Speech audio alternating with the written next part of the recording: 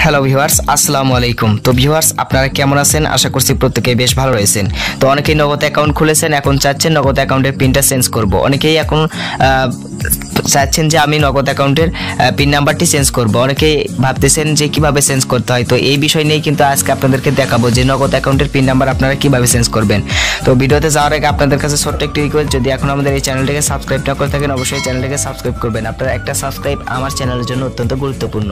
তো চলুন শুরু করা যাক। নগদ অ্যাকাউন্টের পিন নাম্বার আপনারা কিভাবে চেঞ্জ করবেন। তো এই জন্য আপনাকে মোবাইলের ডায়াল প্যাডে চলে আসতে হবে। তো ডায়াল প্যাডে চলে আসার পর এখান থেকে আপনি কি করবেন, *167# *167# অর্থাৎ নগদের একটা পিন নাম্বার রয়েছে নগদ অ্যাকাউন্টের অফিসিয়ালি 167# *167#। আমি আবার বলছি *167# লিখে এখানে কি করবেন, আপনার যে সিমে নগদ অ্যাকাউন্টটি খোলা রয়েছে সেই সিমের যে নগদ অ্যাকাউন্টটিতে আপনি পিন চেঞ্জ করতে চান সেই সিমে আপনি কি করবেন, ডায়াল করে দিবেন। তো এটা আপনি বাটন মোবাইল থেকে করতে পারেন বা স্মার্টফোন থেকেও আপনি এই সিস্টেমে কিন্তু করতে পারেন। তো এই জন্য আপনাকে অবশ্যই সেই সিমে আপনি কি করবেন, 167 লিখে ডায়াল করে দিবেন। তো ডায়াল করার পর এরকম একটা ইন্টারফেস আপনাদের মাঝে কি করবে, শো করবে। তো এরকম একটা ইন্টারফেস আপনাদের মাঝে শো করার পর এখানে নিচের দিকে দেখুন 7 নম্বরে কি রয়েছে। 7 নম্বরে আপনারা লক্ষ্য করুন সবার নিচে মাই নগদ। তো মাই নগদতে আপনাকে কি করতে হবে, এখানে 7 স্পেস দিয়ে এখানে কি করতে হবে, 7 কিন্তু দিয়ে এখানে সেন্ড করে দিতে হবে।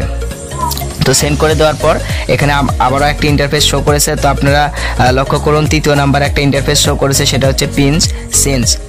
ঠিক আছে, তো পিন চেঞ্জ 3য় নাম্বারে। সো এখানে এখন আপনাকে কি করতে হবে, 3 লিখে এখানে সেন্ড করে দিতে হবে। তো আমি 3 লিখে সেন্ড করে দিলাম। তো আপনারা যখন পিন চেঞ্জ করতে চাচ্ছেন তাহলে এখানে 3 নম্বরে পিন চেঞ্জ রয়েছে, তো এখানে 3 লিখে সেন্ড করে দিতে হবে।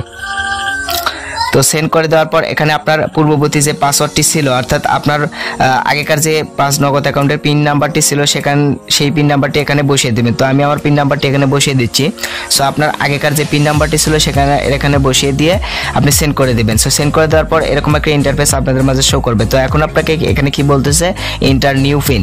ঠিক আছে, তো এখন আপনাকে কি করতে হবে, এখানে নতুন যে পিন নাম্বারটি আপনি দিতে চাচ্ছেন সেই পিন নাম্বারটি এখান থেকে দিয়ে দেবেন। সো জাস্ট আমি আপনাদেরকে দেখানোর জন্য এক্সাম্পল হিসাবে আমি একটা পিন দিয়ে দিলাম। সো আপনারা কি করবেন, এখান থেকে আপনার পিন দিয়ে কি করবেন, সেন্ড করে দেবেন। নতুন যে পিনটি আপনি দিতে চাচ্ছেন সেই পিনটি দেওয়ার পর এখানে এই যে সেন্ডে আপনি ক্লিক করে দেবেন, তাহলে আপনার পিনটি চেঞ্জ হয়ে যাবে। তো আশা করছি ক্লিয়ারলি বুঝাইতে পারছি। তো আমি দেখুন সেন্ড করে দিচ্ছি।